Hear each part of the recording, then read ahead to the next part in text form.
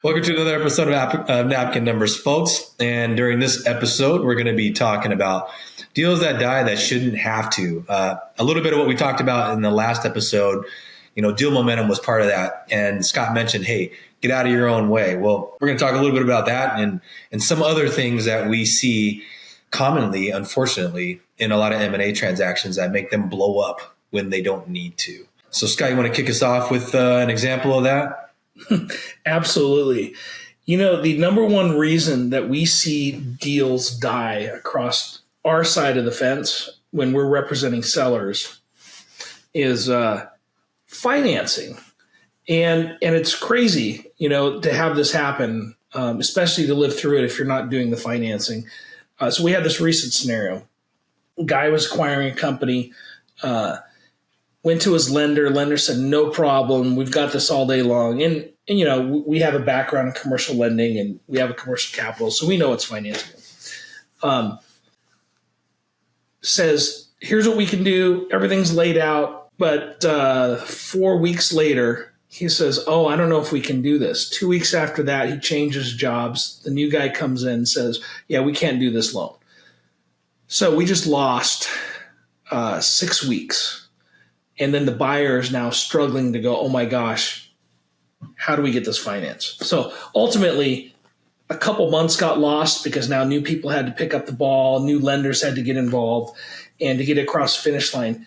But because they didn't vet their lender and go into details about, hey, help me understand why or how you can finance this or what the challenges are, anything like that, they didn't get education. They had this situation where now there was the stress. That momentum we talked about before got lost. Everybody had to sit. The legal team put the pens down. The accountants put the pens down. Everybody had to wait while the financing got revisited. So the number one reason we see on this side is not taking that time to really understand your financing. It's not always just a blank check. I mean, we brought up before, you don't need to be the lender, but you should pay attention and learn kind of how this works, right? It's, do you need something from me? What else do we need? This case, they didn't get a term sheet. We had asked them to get one. And by that pressure of us asking the buyer to go get the term sheet turned into more of the, oh, now we can't do the deal.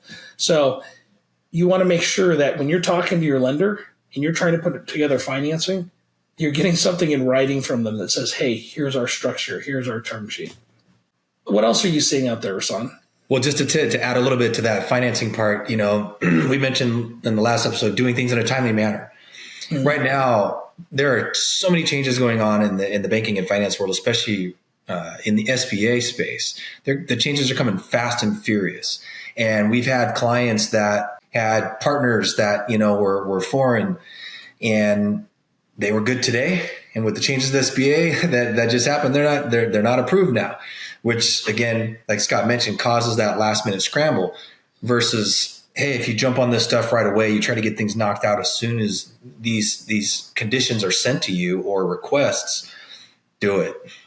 Try to get them done as quickly as possible. Sometimes it's a lot of paper shuffling, but once you get it done, and if they've already kind of pre-qualified you under a certain structure, jump on it.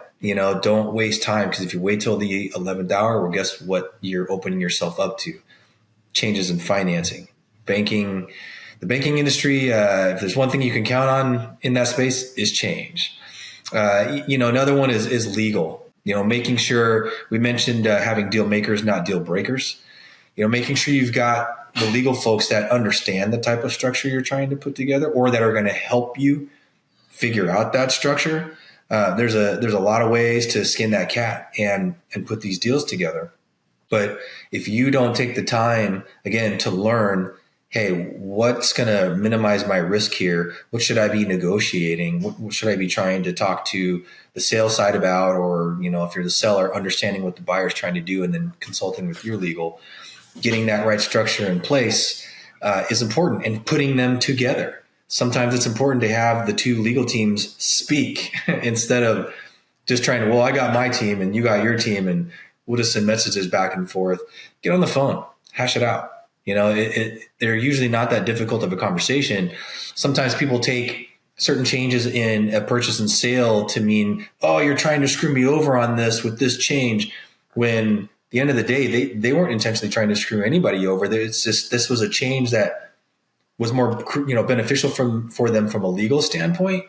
But if you didn't get on the phone with them and have their legal and your legal discussing it, you realize it could have been something that was wrapped up in a few minutes instead of a bunch of emails going back and forth where everybody's really ticked off at each other. We've seen that happen.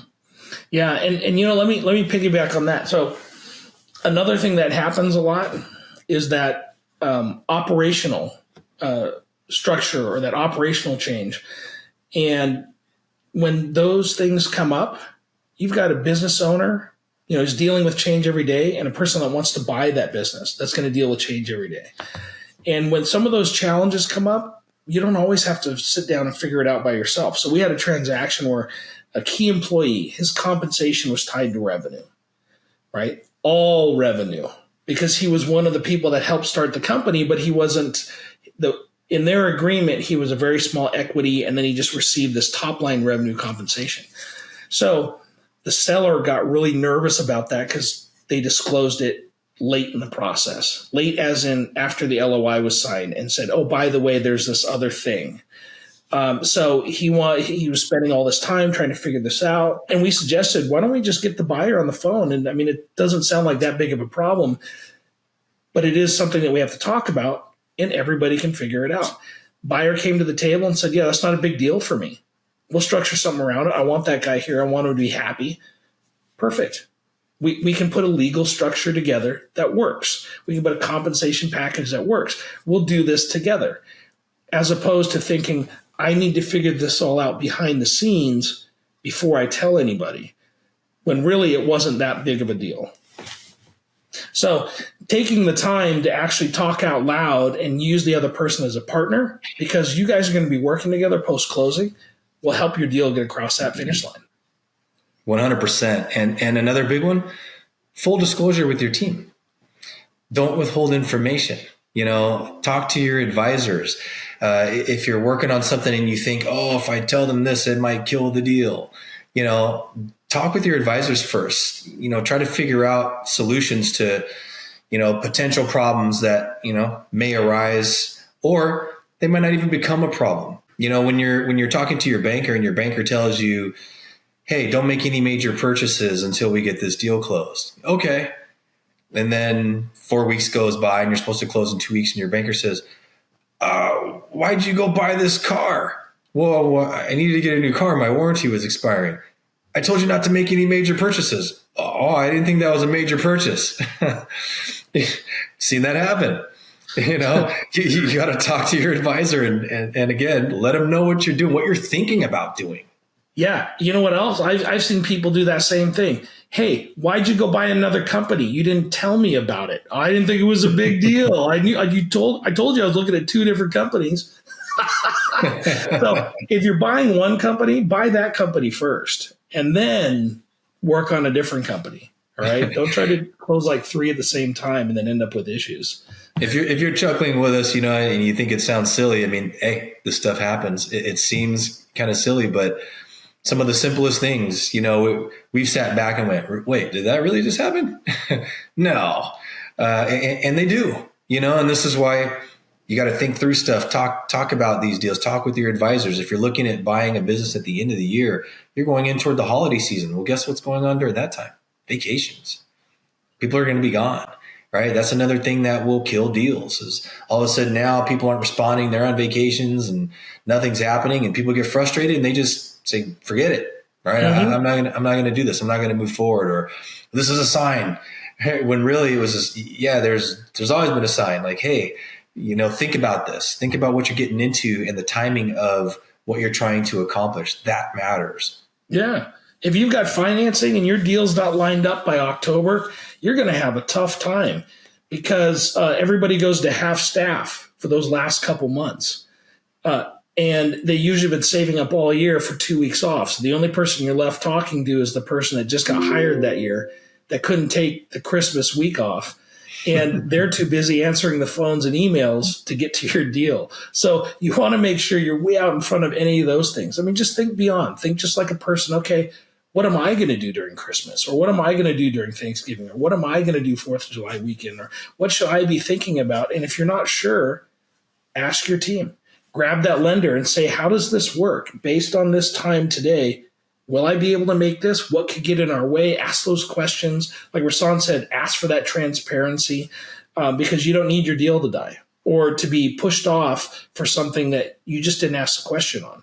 If you don't know what questions to ask, right? Because that'll happen. Hey, it's the first time I bought a business. I didn't know I was supposed to ask that. Who's on your team? If they've done this before, and remember, go back a couple episodes about your deal team, you should be finding people that have some experience, right? So if they've done this once or twice before, they could at least walk through that and say, here's something you should expect. Here's a question you should ask. Here's what my person says when it comes to this kind of situation. And that way you're getting prepared. Yeah, you don't want to be hustling and grinding all the way up to December 31st, an hour and a half before New Year's, and CPAs and legal and everybody on the phone, trying to get a deal done, which been there, done that, when some of that stuff could have been avoided. So hopefully this has been some good information for you to think about when, trying to buy a business or sell a company, and recognizing things that you can take on yourself to make these deals continue and not die unnecessarily. So if you like what you heard, please hit the like and subscribe button. And we look forward to having you on the next episode of Napkin Numbers. Have a good one.